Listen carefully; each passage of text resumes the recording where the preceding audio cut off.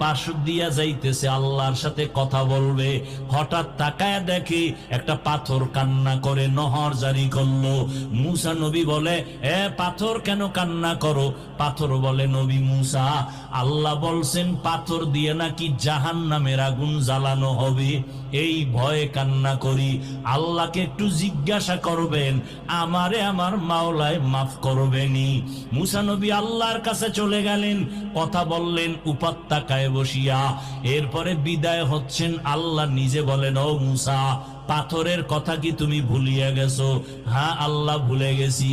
যাও, পাথরের যাওয়ার বেলায় বইলা দিও আমি পাথরের মাফ করে দিয়েছি। মুসা নবী যাওয়ার বেলায় পাথরের ডাক দিয়া কয়, পাথর আর কান্না করিস না, আল্লাহ তোকে মাফ করে দিয়েছেন। পাথরকে এই কথা বলে মুসা নবী চলে গেলেন। কিছুদিন পর ওই পথ দিয়ে আবার রওয়ানা। হঠাৎ নজর করে দেখে ওই পাথর আজও কান্না করে, বন্ধ করে নাই।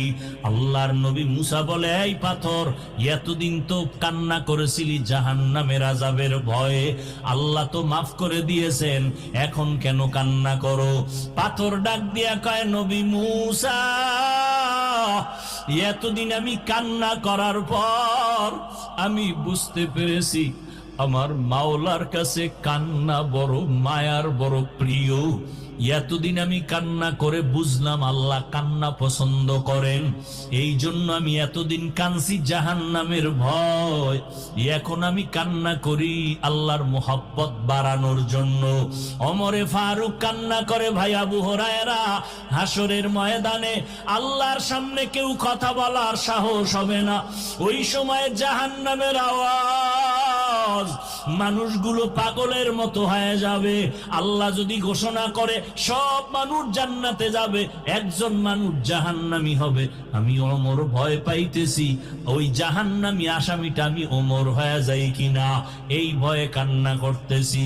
ও আল্লাহর বান্দারা, ও যুবক, পর্দার আড়ালের মা বোনেরা, ও বৃদ্ধ বাবাজিরা, এই জন্য জাহান্নামের আগুন থেকে নিজেকে বাঁচাইও, তোমার আহালকেও বাঁচাও।